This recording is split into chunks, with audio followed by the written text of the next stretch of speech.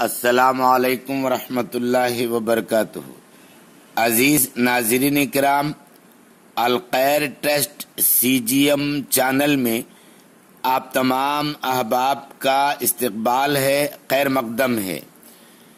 حسب معمول ہماری گفتگو کا عنوان سیرت طیبہ صلی اللہ علیہ وسلم ہے۔ آج کی ہماری گفتگو سیرت طیبہ صلی اللہ علیہ وسلم کا 12واں حصہ، 12ویں قسط، پارٹ 12 کے ساتھ ہم آپ کی خدمت میں حاضر ہیں، جسے سن کر آپ کا ایمان تازہ ہوگا۔ آخر تک سنیں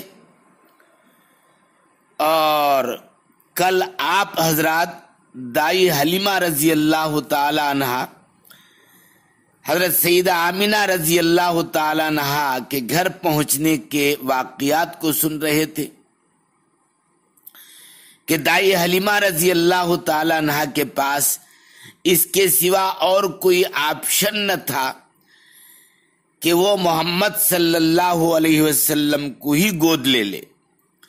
چنانچہ اپنے شوہر سے پوچھنے لگی تو حلیمہ رضی اللہ تعالی عنہ کے شوہر نے، خاوند نے کہا کہ بے شک لے لو، اجازت ہے۔ یہاں تک آپ نے کل سنا تھا۔ اس کے بعد کا واقعہ پیش خدمت ہے، سماعت فرمائیں۔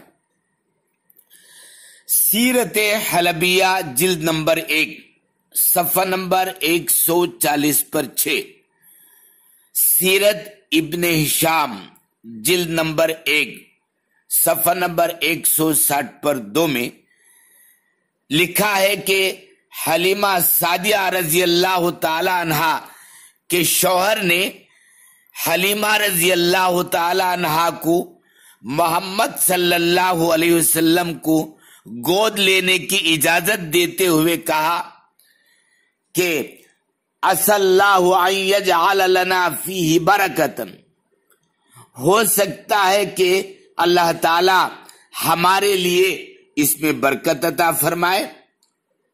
حضرات علماء کرام نے ایک نکتہ لکھا ہے کہ 10 عورتوں میں سے 9 عورتیں آئی تو ان کی نظر اسباب پر تھی، مال پر تھی،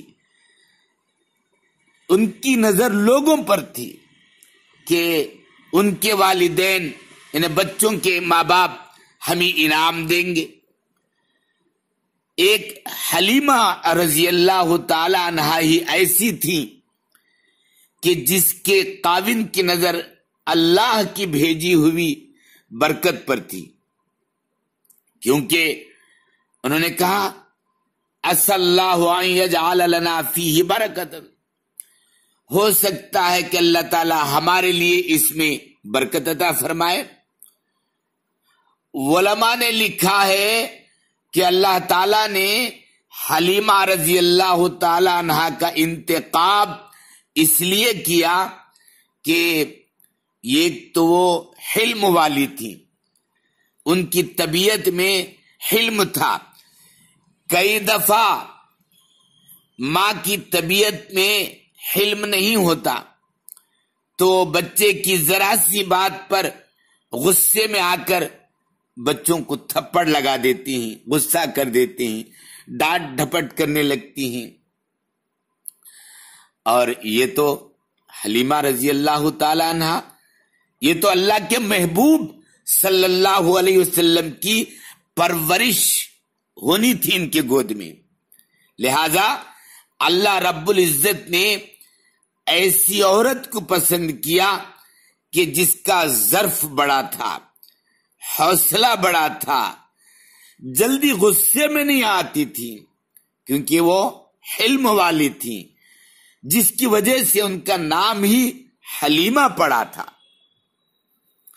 ایک اور نکتہ بھی حضرات علماء نے لکھا ہے، وہ یہ کہ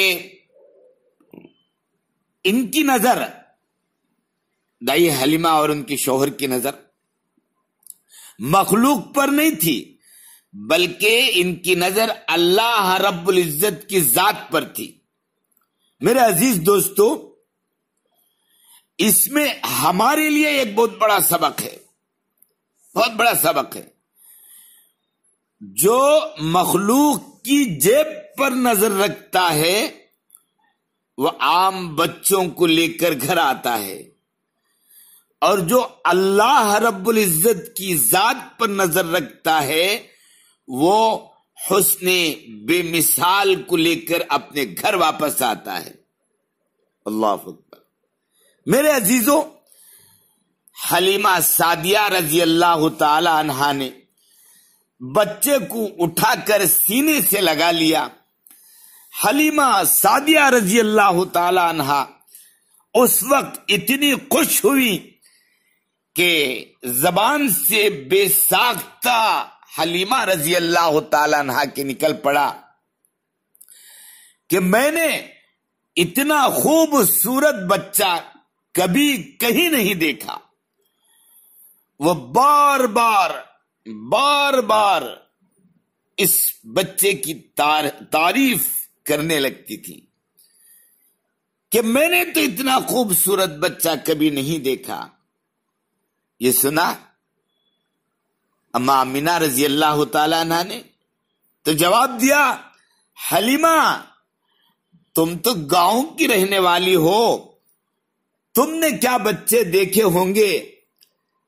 میں مدینے میں بھی رہی ہوں اور مکے میں بھی رہی ہوں، میں شہروں کی رہنے والی ہوں، میں نے ایسا خوبصورت بچہ کبھی نہیں دیکھا۔ ان دونوں کی گفتگو، حضرت عبد المطلب پاس میں تھے کھڑے اور سن رہے تھے۔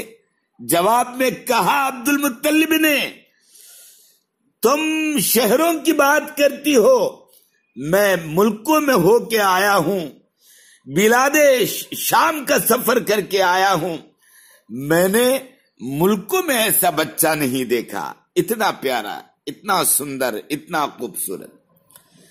حلیمہ رضی اللہ تعالی عنہا کہتی ہیں کہ میں نے گاؤں میں ایسا بچہ نہیں دیکھا۔ بی بی آمینہ رضی اللہ تعالی عنہا فرماتی ہیں کہ میں نے شہروں میں ایسا بچہ نہیں دیکھا۔ حضرت عبد المطلب فرماتے ہیں کہ میں نے ملکوں میں ایسا بچہ نہیں دیکھا۔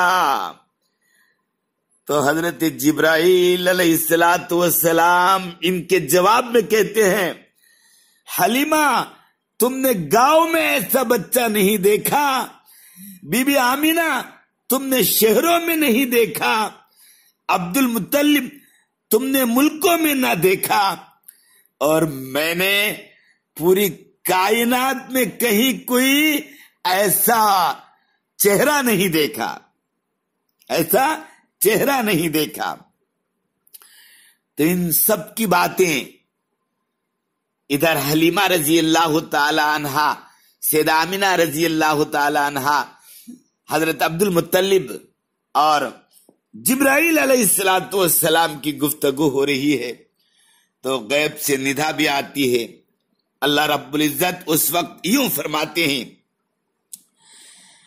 کہ میں خود مخلوق کو پیدا کرنے والا، میں خود مخلوق کو پیدا کرنے والا ہوں، میں نے پوری مخلوق میں کوئی ایسا چہرہ نہیں دیکھا، ایسا چہرہ نہیں دیکھا، اور جس سانچے میں نے محمد صلی اللہ علیہ وسلم کا چہرہ بنایا ہے اس سانچے ہی کو توڑ ڈالا ہے۔ اللہ اکبر، اللہ اکبر۔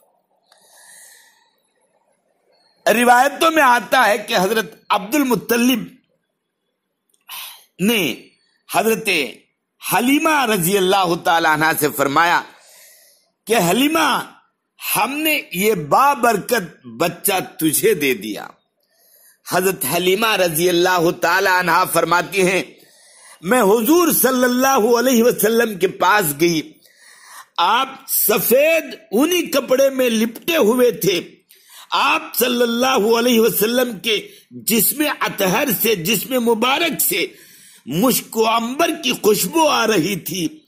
میں نے آپ صلی اللہ علیہ وسلم کو دیکھا اور آپ صلی اللہ علیہ وسلم کے حسن و جمال پر فریفتہ ہو گئی. پھر میں نے آہستہ آہستہ قریب ہو کر آپ صلی اللہ علیہ وسلم کو اٹھایا تو سرکار دو عالم صلی اللہ علیہ وسلم نے تبسم فرما کر اپنی مبارک آنکھیں کھولی اور میری طرف نظر کرم فرما دی. تو آپ کے چشمان مبارک سے آنکھوں کے درمیان سے ایک نور نکلا جو آسمان تک پہنچ گیا. میں نے آپ کی دونوں آنکھوں کے درمیان بوسہ دیا اور میں نے داہنی طرف سے آپ صلی اللہ علیہ وسلم کو دودھ دیا. آپ صلی اللہ علیہ وسلم نوش فرمائے.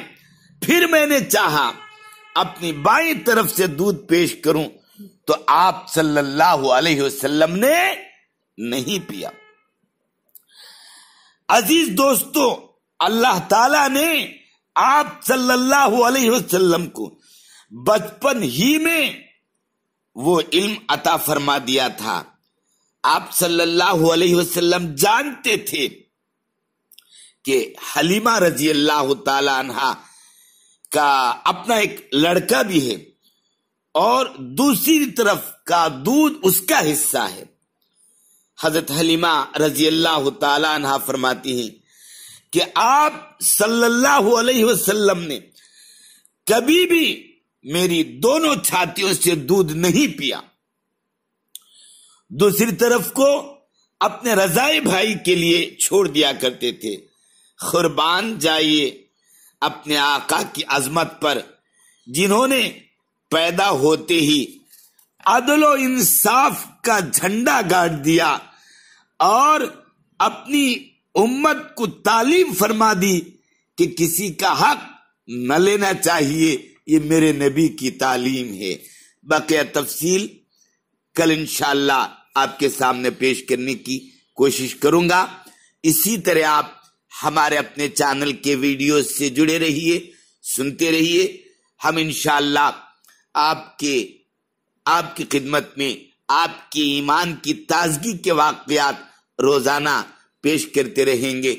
اللہ پاک سے دعا ہے کہ اللہ تعالی ہم تمام کو عمل صالح کرنے کی توفیق نصیب فرمائے اور قرآن و حدیث پر عمل کر کے اپنی آخرت بنانے کی توفیق نصیب فرمائے. آمین. وآخر الدعوانا الحمدللہ رب العالمین. السلام علیکم ورحمۃ اللہ وبرکاتہ.